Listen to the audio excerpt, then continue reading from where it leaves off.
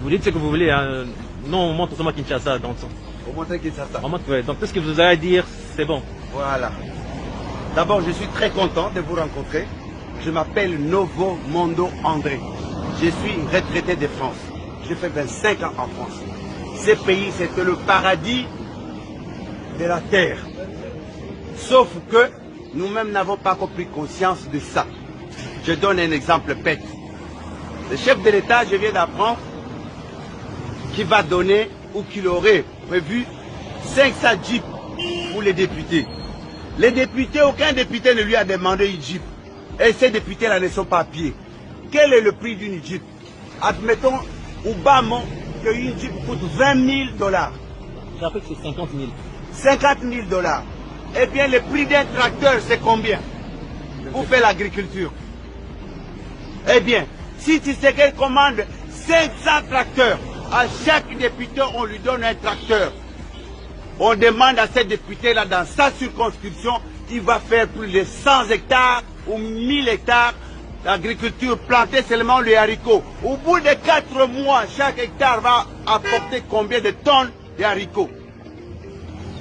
On donne à nos militaires, prend 1000 militaires, on leur demande de planter seulement des boutures de manioc sur une millier d'hectares de manioc. Au bout de 8 mois ou 12 mois, nous avons de manioc. Le prix de manioc ici va coûter un sac 10 000 francs. Qu'est-ce qu'il lui a pris pour aller proposer aux députés des jeeps? Une jeep, il ne donne seulement pas le jeep, mais le monsieur là va acheter le carburant, il va acheter de l'huile, ça va tomber en panne, tout ça. Ça va rapporter quoi au Congo? Mais apparemment, les jeeps sont à crédit, c'est-à-dire qu'ils vont payer petit à petit. Mais, apparemment. Mais justement, ces crédits-là, qui va donner les crédits? Mais prenez les crédits pour les tracteurs. Non, mais ça veut dire que chaque mois, les députés vont commencer à rembourser l'argent. Donc, ça va faire exactement 25 millions pour les 500 jeeps. Oui. 25 millions. Et chaque mois, les députés vont commencer à remettre l'argent dans la caisse de l'État. Apparemment. Cet argent-là n'ira pas dans la caisse de l'État. Est-ce que quand quelqu'un fait l'agriculture ne va pas rapporter l'argent dans la caisse de l'État? Entre quelqu'un qui fait d'abord les Ndundala que vous appelez Bitekoutekou et les Matembele. Au bout de 15 jours, vous avez le Bitekoutekou. Lorsque vous allez à l'aéroport de Njili, vous arrivez à la descente là, il y a des mamans qui font le Bitekoutekou. Ces Bitekoutekou là, ils mettent dans des cartons, ils amènent à l'aéroport, ça part en Europe, quartier Château Rouge, Bruxelles, Matongé, tout le monde achète ça le même jour, ces légumes là finis. 15 jours seulement. Mais si on fait des hectares de Matembele pour envoyer en Europe, ça rapporterait combien pour l'État congolais et pour cette population? Ici, on ne peut pas crever de faim. Moi, je suis en colère d'apprendre que ces individus-là qui sont au pouvoir prennent de l'argent, ils font n'importe quoi avec, ils vont se promener dans toute la ville. Longwa, Bangonyos, ils habitent Gombe, la plupart. Les carburants qu'ils prennent pour se promener dans Kinshasa, ça rapporte quoi? Vous savez, nous sommes ici 15 millions d'habitants. Disons, plus de la moitié sont des enfants, 8 millions sont des enfants. Et 7 millions sont des adultes. Si nous enlevons 1 million de malades, il va rester 6 millions de personnes valides.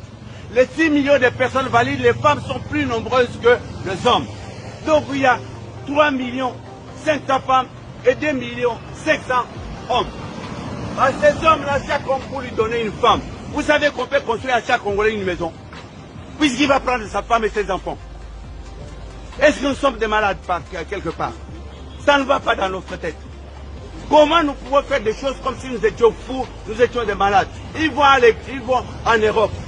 Ils savent que dans Paris, il y a de l'eau, des fontaines d'eau dans Paris. Tu as soif, tu as pris quelque part, tu bois de l'eau. Et cette eau-là, la nappe phréatique de Paris, c'est plus sale que notre nappe phréatique ici.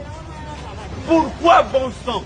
Pourquoi on ne peut pas installer des fontaines publiques ici pour que les gens puissent boire de l'eau? On nous apporte des bouteilles qu'on jette partout. Une petite bouteille doit marquer American Water, Swiss Water, Canadian Water. Quel est ce complexe là, imbécile? Complexe d'aller mettre le nom du Canada, le nom de American Water, Swiss Water. Est-ce que Congo Water va beaucoup tirer? Maïwana est au la Suisse. L'eau de forage, à quelques 90 mètres, bazote qui a bien 500 francs. Mais cette eau-là doit coûter 1 franc congolais, même pas. Hein? En plus, ils nous jettent des bouteilles partout. Qu'est-ce qu'ils ont mis de plus dans cette eau-là? Rien du tout. Et on laisse les gens vendre les gens dans la rue. Tous ces gens-là dans la rue, on les arrête d'abord. Et puis on met des fontaines publiques. Nous avons de l'argent pour ça. Papa, est-ce que vous avez vécu en Occident? J'ai vécu en Occident 25 ans. Je suis retraité de France. J'étais notaire. En France? En France. Okay. Où ça La exactement? France est un pays pauvre. La France est un pays pauvre. L'ananas ne pousse pas en France. On vous vend de l'eau aromatisée avec du sucre coloré. On appelle ça le jus. Ça, c'est pas le jus, imbécile. C'est pas du jus. Il n'y a pas d'oranger en France. Il n'y a pas de manguier. Il n'y a pas d'ananas. Les cafés, on appelle ça café de la Côte d'Ivoire.